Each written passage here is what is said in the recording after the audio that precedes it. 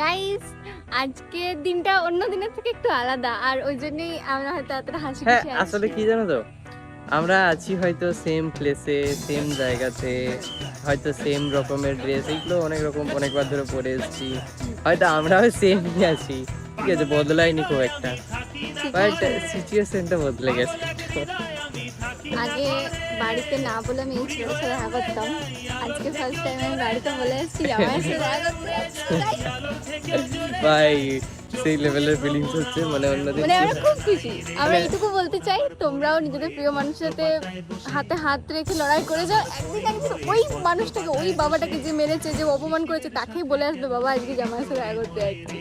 তো সেই দিনটা পেতে হলে আসলে এটা একটা স্টোরি বলতে, মানে আমাদের প্রায় সেম ভাবে আমাদের দেখা হতো, ঠিক আছে, ও বেলবনি থেকে আসতো, তো হ্যাঁ বেলবনি থেকে আসার পর আমরা টোটোতে চাপতাম যখন, ঠিক আছে, তখন আমি একটু টোটোটাকে নিয়ে আগে এগিয়ে যেতাম, বাস স্ট্যান্ডে দাঁড়াতাম না, ও একটু তাড়াতাড়ি চলে এসে টোটোটাতে কোনো রকম ও হেঁটে হেঁটে এসে পরে চাপতো, ঠিক আছে, বাট আজকে জানো তো আমি বাস স্ট্যান্ডে যেয়ে পরে ওয়েট করছিলাম ও কখন নামবে, তারপর টোটো করেছি দুজন একসাথে, তারপর আমরা এখানে এসেছি।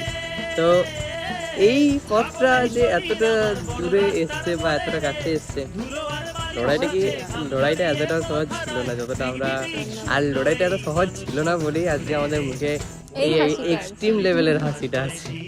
তাকে অনেক অনেক ভালোবাসা তোমাদেরও আমাদের পাশে থাকার জন্য, ঠিক আছে, আর সত্যি কথা বলতে নো ভাবিকে নজর, নো নজর। নজর দিও না, ঠিক আছে, আমিও চাই যে তোমরাও একদিন এরকম জায়গায় পৌঁছে যাও, ঠিক আছে, তো অল দ্য বেস্ট, আর আর মহাদেব। আর আর মা